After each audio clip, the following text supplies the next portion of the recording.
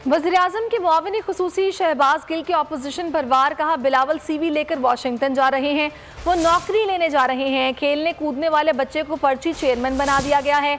माजी में मुआहिदों के तहत अमरीकी मफादात का तहफ़्फ़ुज़ और ड्रोन हमलों की इजाज़त दी गई। पीपल्स पार्टी वालों को ऐसी डील्स नहीं करने देंगे, अब किसी को कौमी मफादात का सौदा करने नहीं देंगे। वज़ीर-ए-आज़म के मुआविन खुसूसी शहबाज गिल ने वाज़ेह कर दिया।